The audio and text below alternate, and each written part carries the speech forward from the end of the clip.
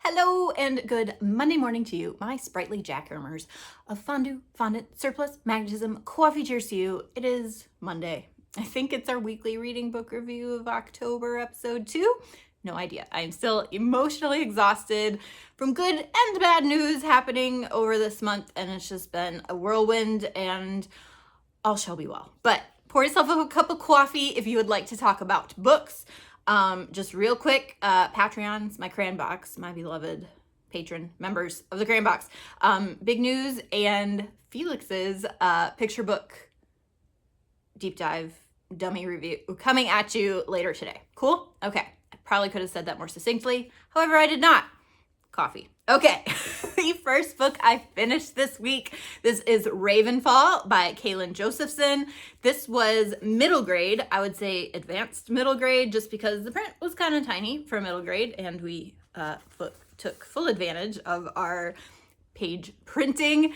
As I mentioned last week, I don't think the cover does the depth and scope and scale and big stakes of this book any justice. It is totally cozy fall vibes, but reading the author's acknowledgments, I totally see this. It was YA that she aged down to quirky middle grade, so it's walking that line real clearly. Nothing wrong with that. Like, this book deserves to exist as it exists, and I loved it. But there is like hand-to-hand combat and knife fights and werewolves and scary creatures from the other side and all the things, and ghosts and ghoulies, and I loved it. So there is this house that's a safe house for creatures as well as tourists who think, oh, a haunted house, cute, but it's like actually haunted.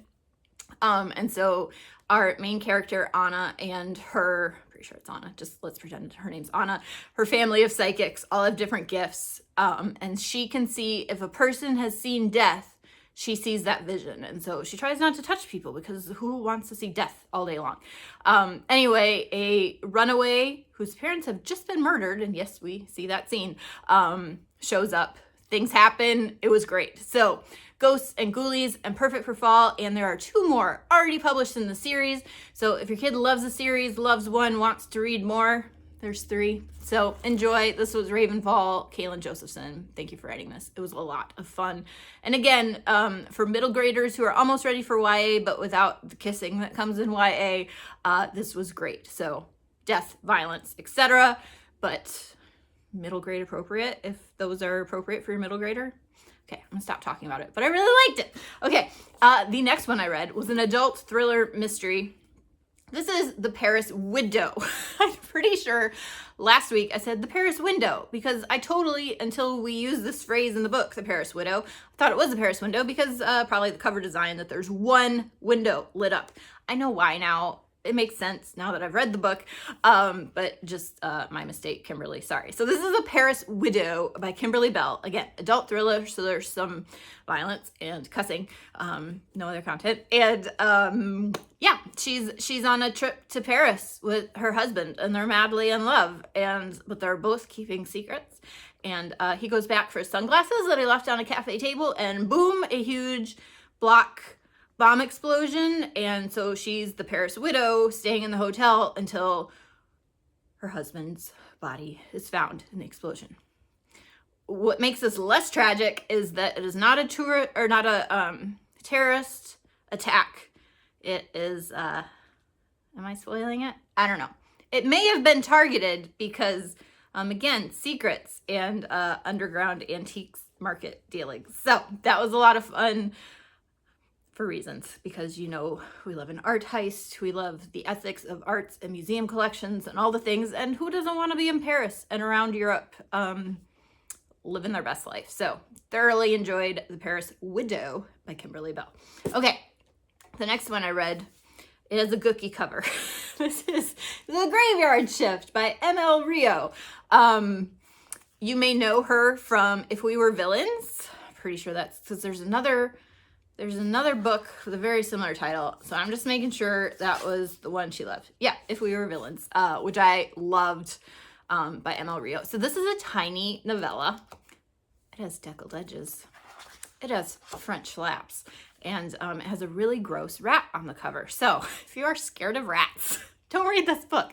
If mushrooms gross you out, like they do me, maybe just kind of read quickly. So this is, again, it's like barely 100 pages. So totally read it in an afternoon, which was great. Totally read it during daylight, will not read during nighttime, but it's a group of college students and semi-adults who meet in a graveyard because it's the only place on their campus where they're allowed to smoke that isn't within parameters of a school building.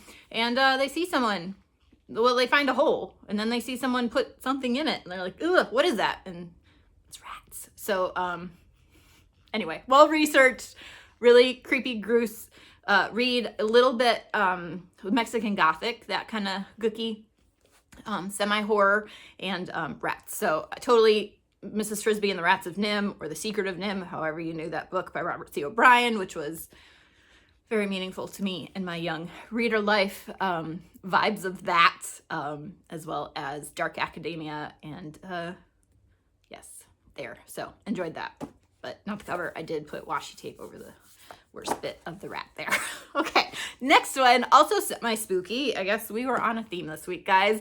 This is FERN'S School for Wayward Fae. This is book 1, The Graveyard Gift, by Fern Forgettable, as told by Piper C.J. I love this. Okay, first of all, you see how that metallic purple ink is shining on the cover. You had my heart there. You also have me because it's this cute little squatty book and it doesn't have a dust jacket. It's printed on there and I love it. I don't know what it's called. I just love it when the book is the book, but it's still hardcover. And I love it. So again, shiny. He had me shiny. If we had deckled edges, I mean, it would be over. But anyway, totally enjoyed this. She's about to head to an institution. Again, she has visions, not of people who have seen death, but how people are gonna die. And so she wants to learn how to control them. And her foster mom doesn't know what to do with her, so they're taking her away to an institution, and poof, a redheaded, freckled human being shows up in the back of the cab, and kind of abducts her. She disappears to the secret school for wayward fae.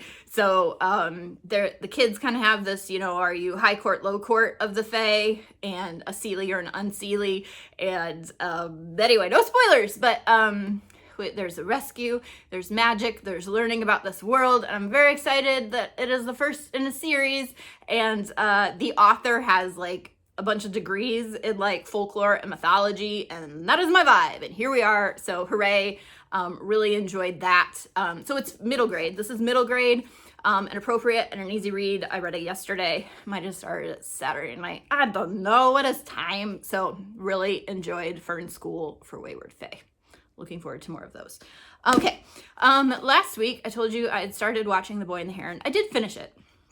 However, this is Miyazaki's latest animated film. Not for the faint of heart, which is me. I closed my eyes a few times because they, you know, like, they got a fish and there's a pelican dying and it was a lot and it was very surreal, and I probably shouldn't have watched it in like 6 sittings over 2 to 3 weeks of my life, so we will have to rewatch it. There's still probably, I'm gonna close my eyes for some of those scenes, but it was intense and surreal. There's like killer parakeets who want to eat him, and we're traveling to other realms to save our dad's fiance who's pregnant, I think. I'm not really sure. Again, I did not watch it in one sitting. Watching a movie in one sitting is a luxury for me. So we will try again someday soon. Beautifully animated, of course. Miyazaki's backgrounds from Studio Ghibli are just like stunning works of art and paintings, and I hope I get to see one in real life someday because they're just beautiful. So yes, we will try again. Boy and the Heron DVD, movie, not a book. But it's a story, and you know I love stories. Okay. Currently reading, I started this morning, so I'm all through chapter 1, which is, you know, like 8 pages. This is The Pumpkin Princess and the Forever Knights. Again, opening chapter, all I know, I'm on page 12, guys, for chapter 2. She runs away from an orphanage, and who peeks through the bushes but a giant pumpkin-headed man who says, "I'm the Pumpkin King. You want to be my kid, or you can be the princess." And instead of going back to the orphanage, and she doesn't even have a name, or doesn't like the name the orphanage gave her, and so she takes the name Eve. And she's like, "Short for Evelyn. It's pretty. I'll go." And that's all I know. And I'm loving it. Again, spooky. And I love that we did the black margins. And I picked this up at Main Street Books in Davidson when I was up there for the SWI conference. So hooray for indie bookstores and things that weren't on my big box store shelf. So yay, middle grade. Okay. Also reading this week, I'm not going to show you a huge stack because I never actually read those. Rereading for book club, Shirley Jackson's The Haunting of Hill House. Again, it came under 200 pages. We had picked another book for this month, but it's about to come out in paperback, so we had a whole, like, couldn't order it for everybody. And so we're rereading a perfectly spooky, read it with the lights on, classic. I love Shirley Jackson's writing, so looking forward to rereading that one. I hear they made a movie recently, and it's totally different. You know the book's gonna be better. I mean, unless it's Stardust or The Devil Wears Prada, the book's gonna be better. And that was a hot take, right? And then I want to reread this one too, guys, because I just love it so much. This is Jane Allison's Meander, Spiral, Explode, about story structures, especially non-Western storytelling techniques, and love the cover and loved that book. And I want to reread it. So I was obsessed when I read it, and I want to read it. Okay. Believe it or not, I'm gonna go drink more coffee. So hope you guys are great. Let me know what stories you're reading, loving, enjoying. We'll talk about that later. And Patreon, new video coming for you sort of shortly. Okay, be well, guys. Love ya.